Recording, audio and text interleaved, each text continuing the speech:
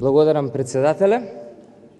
Почитуван председателе на Собранието, почитувани пратенички и пратеници, почитуван мандатар, почитувани кандидатки и кандидати за министерки и министри во владата Република Северна Македонија, почитувани граѓани, почитувана јавност.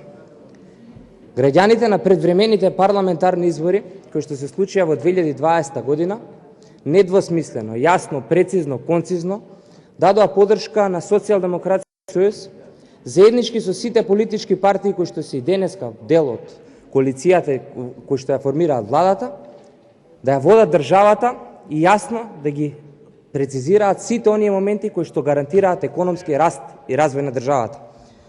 Токму во тие моменти, сите меѓународни релевантни фактори и организации кои што ги мониторира и ги наблюдува изборите, ги окарактеризираа како едни избори кои што буквално ја отсликуваат европската и демократската вредност и волја на граѓаните. Слободата и демократијата беа главни принципи и постулати кои што беа буквално столбот на тие избори. И за такви избори и за таква држава ние како влада се залагаме. Тие избори, Социјалдемократскиот сојуз доби силна поддршка и мандат, легитимитет од граѓаните во наредните 4 години да ги спроведе сите оние принципи и мерки за кои што се залагаше во предизборната кампања, а потоа беа преточени во владината програма. А тоа е економски раст и развој, силно вложување во човечкиот фактор, силно вложување во човечкиот ресурс, зголемување на платите и пензиите, подобрување на условите и стандардите на граѓаните, подобрување и модернизација на вработените во Министерството за внатрешни работи, подобрување и модернизација на условите на вработените во армијата, зголемувањето на субвенции во земјоделието и ред други работи кои што секако ќе го подобра стандардот на граѓаните. Во тој постулати беше и главно зачувувањето на редот, мирот и поредокот во државата. Тоа е нешто што им го ветивме и нешто што им го должиме на граѓаните. Со таков еден пристап успеавме денеска да ги живееме сите овие моменти. Сите овие моменти кои што успеавме да го подобриме стандардот на граѓаните. Со оглед на политиките кои што ги носевме, со оглед на европските вредности и духот на европските постулати кои што ги имавме, со оглед на сите мерки кои што ги преземавме, не само што владиното парламентарно мнозинство не се намали, туку дополнително се зголемуваше.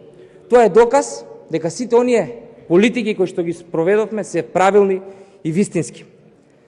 Со оглед на кризата која што се соочивме, во овие 2 години покажавме и докажавме на граѓаните дека знаеме, можеме и секако умееме да им помогнеме во овие тешки денови.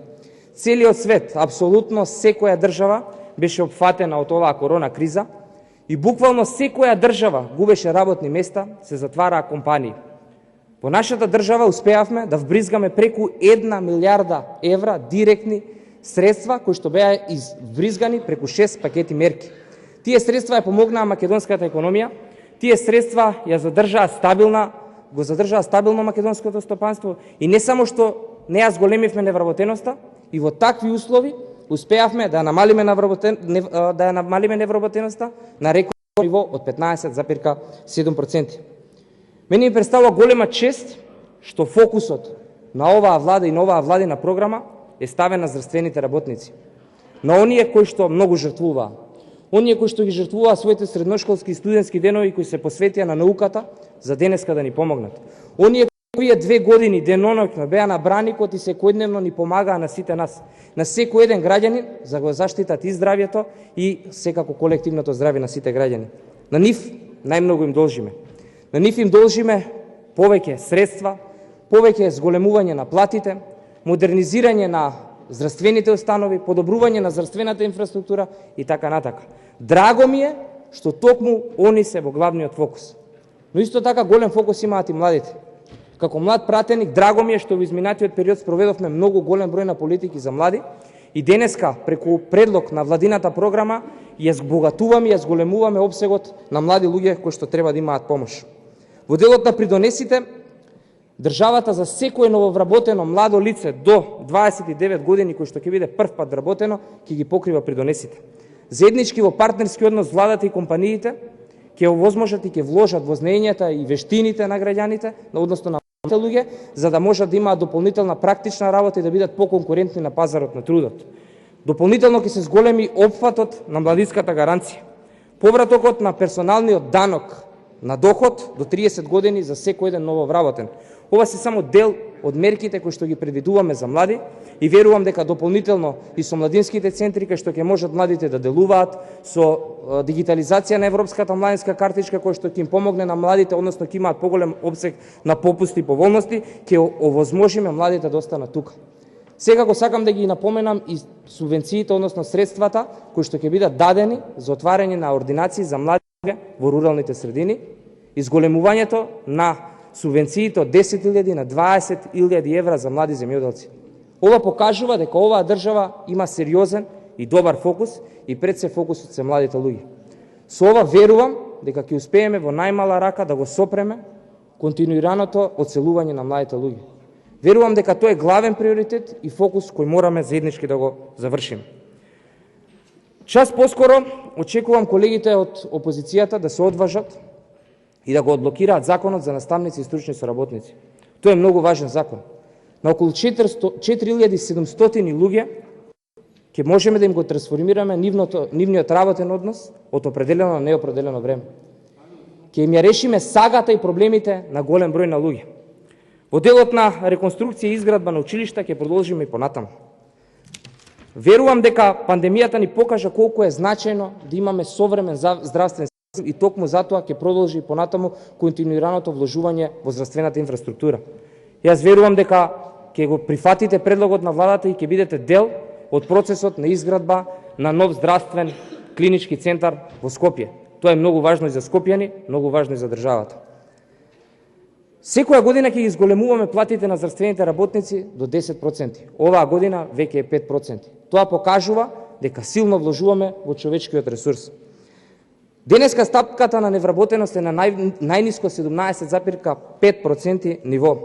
До 2024 година проекциите се да биде 11,4 според планот за забрзан економски развој. До 2026 верувам дека ќе биде едноцифрена бројката и таа е проектирана да биде 8,6. Минималната плата ќе продолжи да расте. Видовме дека кога минималната и просечната плата растат, расте и стандардот на граѓаните, растат и условите, растат и економската активност, расте и бенефитот за секој еден граѓанин. Ја остваривме нашата повеќе децениска стратешка цел. Денеска Република Северна Македонија е полноправна членка на НАТО. Тоа значи мир, стабилност и сигурна иднина. Членството во најмокниот сојуз ќе го искористиме мудро, стратешки, се со цел нашата држава да има придобивки од сето тоа. Следна цел на нашата држава е членството во Европската унија.